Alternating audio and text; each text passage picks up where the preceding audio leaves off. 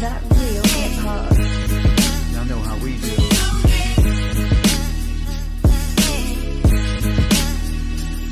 You're listening to Philly's own Matthias, aka Mr. 16 Bars, that real hip hop.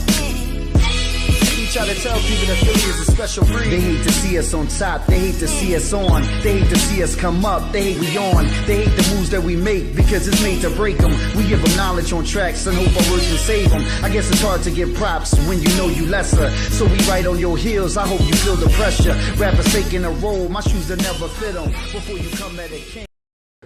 Welcome to this episode of Philly on the Rise. As you know, I'm your host, Michael W. Pleasant. This week we're joined by members of an outstanding cast, as well as the producer, the writer, The Good Life. How you guys doing? Great. Yes, amazing. So The Good Life, Sharp, you wore many hats. You were the writer, you were the producer, the director. I was. Why did you write The Good Life? The point of the film, right, is giving back to our community. Right now, Philly is going through a lot as far as the teenagers are concerned. They're going through a lot of the gun violence. I worked in the schools. The film is based on gun violence, but it's so much more than that. It's a deeper story than that, right? So, but what started this process for me was having a close family member who experienced gun violence, went through gun violence, and unfortunately passed away. And I wanted to give back, and I started to give back with my talent through the camera. And what started from as just a project, we wanted to do a web series, it grew into a film, and now we're here 2 years later. You know, I was able to attract the right people, strong cast. I got to shout out my co-producer, Sterling Bazell. He provided a lot of support, and then I got my cast, and now you see my two leads with me. You do have two of your leads here. Michaela played Charisma. Lamar played Raulaire. Michaela, tell us a little about Charisma. Her character type. What was she about? What was she like? She was a bit of a phony, but she had her reasons for it, and she was trying to get away from her old life. She had a hard childhood, and it was hard for her to show that side of herself, and so she was just trying to hide it as best as possible, which I'm sure a few people may have in common with her. You want to give off the best version of yourself, and so that's what she was basically about. Lamar, you played Raulaire. Yes. He definitely had some challenges in his life. What were some of the challenges that he experienced? Raulaire had a lot of challenges. I would say one of the most crucial ones that played like a very, very big part was trying to get out of that arrogance that he had. He felt like he was above everybody else, that his problems were more bigger than the next person's problems. So because of that, regardless of what anybody was going through, he still looked down on that. So like that was the biggest problem, which I feel like relates to like a lot of people in general. Sometimes that ego and that pride get to you, that you don't want to feel you're less of a man, or some people say they feel less of a man when the next person corrects them or say something that makes sense. But to you, because you're not used to that information, now it comes off as you being smart or something like that. So like that was a very, very crucial thing that he dealt with. So Sharp, you wrote these characters so that other teenagers, folks can relate to them. Absolutely. Having worked in the youth culture for going on 20 years, prior to getting involved in the school district and doing a lot of clinical work. I also, some folks don't know, I also played pro ball overseas, played basketball, right? And even during that experience, I spent a lot of time working with the youth, like doing camps in the community in North Philly. Like I would do free basketball camps, and I would see all these kids struggling with these issues, those issues. So throughout my career, I found myself always connecting with the youth culture, and what saved me was basketball. So that's why I always bring it up, because it kept my hands from being free. As they say, idle hands are the devil's playground, right? So basketball always kept my hands free. But then as I progressed into quote unquote adulthood, I still started to give back through basketball. So with that, and then moving into now with the camera, and with the clinical work I do, I just seen so many stories. So it was almost like these characters were creating themselves. It was just like a flow. Like, oh, I had the charisma archetype, I had the Raleigh archetype, and I just let them flow. And I just let my imagination flow, and that's the beauty of creating film. That's why I'm so fascinated by the process. Folks who watch the film, what do you think they can learn? There's tons of nuggets, tons of meaningful moments, but if you could encapsulate all of that, what's the number one thing you think folks can learn from watching the film? What I would hope that people would learn from it is that, just like the title says, do whatever you can, overcome whatever obstacle you can to get to your good life. Like, we all go through challenges, trials and tribulations, trauma, but if you just stay focused, you can reach your version of a good life. Because everybody is different, right? But if you get stuck into the negativity of what this person says, that person says, the trauma, what this person looking at you, because sometimes people can, their day can be off just somebody looking at them the wrong way. And now you ready to hurt somebody. There's people behind bars, man, what you looking at? I work with so many kids. I know a kid who caught a charge by somebody looking at him too long. He was sitting on a bus. Yo, what you looking at? I'm looking at you. And that's all it started from that. So it can be so simple, but really at the underneath of all that is ego, pride, and trauma. Because they don't want to be looked at. Don't look at me. What's wrong with me? You trying to judge me? Because underneath all that is trauma. So it's unresolved trauma. But if you can get past all that, you can get to your good life. And that goes back to the character Raleigh, because Raleigh had a lot of trauma. Although he had a hard exterior, all it took was a nudge in the right area, and he was ready to go off. And actually, I was headed to Raleigh next, because you mentioned about some of the challenges he had, but he also grew throughout the film. So talk about, in your words, how he grew and overcame some of those challenges. All right, so how I'm going to answer you will answer the previous question as well. Okay, great, perfect. Which is one of the main things that I feel as though people should learn from this film is communication. And communication plays a big part in life through everything. And the character that people see as Raleigh at the end, they only got there through communication. Now, the sad part, which is the message that I want people to understand, is that a lot of times for us to learn about each other, we have to wait till we get to that breaking moment, to where now we just spaz out. So then it's like, oh, now I understand why you did this. But it's like, why we always gotta wait to that moment till we test somebody for us to understand them? So Raleigh had to deal with that throughout the movie. In the beginning, there was no communication. Whatever I say goes. Then he started opening up more. He started listening more. So then that's how he changed to become somewhat more tolerable, at the end, I would say. But I feel like communication is like the biggest thing when it comes in general, especially even speaking on what you said, trauma. At the end of the day, you can't really, solve trauma or get through that without talking. You got to talk to somebody, even if it's yourself sometimes, just to give you that motivation and that courage to talk to somebody. But you have to speak. You got to speak out. And if I can piggyback on that, I mean, that was a great explanation of the Raleigh character. And I want those who may identify, because when we did the film screening, so many people identify with the Raleigh character. Everybody looked at Raleigh. But those who connect with that character, I want them to, some of those young guys that's out there struggling with whatever, understand, like what he said, is communication. But communication is not just words, it's body language, it's what you wear, it's everything. We see a lot of kids going out in the streets wearing a hoodie, wearing a ski mask. What does that communicate? It's 90-degree weather. You got a hoodie on, ski mask, or the cool shicey, as they say. What do you communicate to the world? Don't come up to me. I'm liable to do anything. Because a lot of people say, well, you shouldn't judge our youth that way. But understand, that's still a form of nonverbal communication, regardless of whatever, right? So you're going to have to deal with that. And then the other piece is your tone of voice.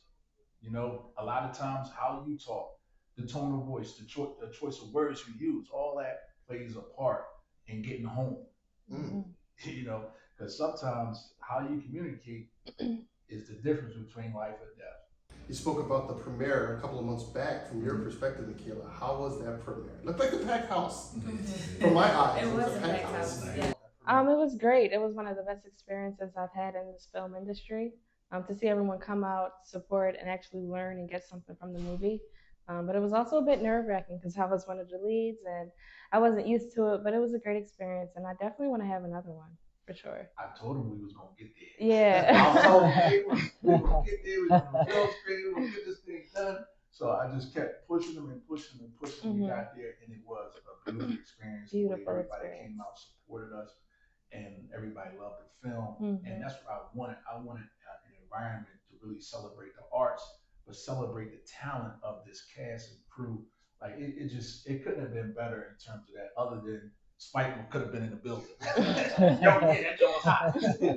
But that's the only way it could have got better. Like just bigger names in the crowd really appreciate it because I can't everybody we spoke to after the fact the responses I've got, the phone calls, the texts, the messages, everybody loved the film and they want to keep pushing it forward. So I appreciate you creating this platform for us to continue to push the project. Oh yeah, for sure. An amazing project, an amazing time. We're going to end with projects because all three of you are doing your individual things. Right. Working actors, working directors, working writers. So I want to know from each of you what you're doing next. What's happening next for you? Start with Lamar. So before I answer that, yes. Right? Okay. I will say this. There's one more thing I do gotta say. Yes. I gotta piggyback off even from the previous conversation, right? With the communication, because when Sharp said tone, in my head, what clicked to me is the fact that some people can't acknowledge their tone or don't know their tone when it comes to giving like talking to somebody only because of the fact that they don't acknowledge that they got pain. So that's one of the biggest things. That's another one of the biggest things I want people to understand from this film is that you can't grow in life at all, and you can't, communicate better or anything like that if you don't acknowledge that you got pain. And then once you do that, it's more easy and receptive for you to talk to somebody or receive certain advice once you know that. So I feel like I had to drop that gem real quick. But all right, so just got finished shooting this short film. Another Philadelphia director, Lynette, shout out to her. Working right here with Michaela. Shout out to Lynette. All right. And it's called What Are You Doing With Your Life? I'm jealous. We're working on other directors over here. I mean, we gotta keep on moving. Don't worry, I got some stuff to work for y'all. Don't worry, I'm keep going. So we just got finished shooting that like last weekend. So that's right now getting edited. So I'm not exactly sure the date of the premiere yet, but we are gonna have one. Other than that, I do gotta take out my phone for this because I don't want to mess up. Because I honestly just got offered this like last night. Oh, congratulations! Congratulations! Appreciate it. So it's a play. It's a stage play. Okay. And it's crazy because it's Rick. I was talking. Really? To Rick. Yeah. It was Rick. Oh, Rick Watson. Yes, yeah, Rick Watson. Yeah. Yes, Rick Watson. So yeah. So there's a play August 2nd. It's called Your Girlfriend Needs to Mind Her Business. August 2nd at the Gratz College Center, Old York Road, Melrose Park. Showtime 6 p.m. So that's a whole relationship up on. Yeah, man. So I'm very, very excited to that because that is my first play. Okay. So I'm very, very excited because things happen for a reason. And I feel like this is the time. Understood. This is the time. Michaela, you've got some projects you're working on. So like Lamar just mentioned, we just finished shooting What Are You Doing With Your Life? Another film about gun violence in Philadelphia. Very impactful. So I'm excited for that. I can't wait to see it. And I also just finished wrapping up my own short film that I wrote and directed. Of course, with my dad's help, sitting right here. It's about a single mother who goes through trials and tribulations, and she finds her way to God, and she's able to build a better life for herself and for her daughter because of her trust in God and because of her belief in God. Those are the two I have going on now, and hopefully I'll be able to write a lot more soon. So yeah, I'm very excited. We're going to end with Sharp. Common themes, gun violence in Philadelphia. The art I want to create, I want it to be have a social impact. Of course, I want to create films that are fun because even Good Life has comedic parts to it, right? But right now, I'm working on a project with Imhotep Charter I'm shooting a full length documentary for them. It's called The Rites of Passage. If anybody's familiar with MOTEP, they do something called the Rites of Passage in the junior year of each of the males of each class, right? They go through the 3 years in the junior year, they do the Rites of Passage. We're shooting a full length documentary on that process. And some of you who may not know, there was a student shot and killed at MOTEP, I think last year, Yeah. on the sector bus right in front of a whole bunch of students. It's terrible. So the documentary is going to cover all of that, but then also the significance of African heritage, how the part that it plays in terms of developing manhood, right? And also your consciousness within the community. So we're going to try to connect all those dots so people who see the documentary, they can understand like who you are, the significance of your heritage, your history, all of that stuff, and how it plays a part in the decisions you make, good or bad. So we're shooting that documentary. We're excited about that, and that's going to be another fully feature film. And that's what I'm working on. Man, you guys got some amazing things popping up. But then I want to work on some stuff with them too. Yeah, have to. I shot some ideas to them that I want to get done. And we already talked about it. We brainstormed on it. I think that's going to be an incredible short film project. So something real nice and tight, and just keeping them, because like I said, from day one, I wanted this to be a platform where people can show their talent. I want to be that type of individual that not just for me, it's for everybody. Understood. Lamar, you had something you wanted to So add. I have, this is a question towards you, because I feel like this answer is good for the folks in general, right? Okay. Especially when it comes to directing, as being an actor and then want to be a director, right? Because I plan on producing something by the end of this year as well. I got like 8 different like movies and like series that's like in my laptop just waiting. But since you have one out, how do you think of these ideas when it comes to your short films or series or anything in general? Like, what vision do you have? Like, do you see people that like either your friends or aunts, or see somebody like that and see real life and come with it? Or do you it just come like randomly and you just put it together? See, sometimes they come randomly, but I brainstorm a bunch of ideas that I think people can relate to, and that I think people will get something from the film. That's mainly why I act in the first place, is to relate to people, to make people feel seen, to make people feel important, to give some kind of value that people can use to better their lives. So that's how I do it, is mainly brainstorming. Sometimes, like I said, they come random. Sometimes maybe God will give me an idea.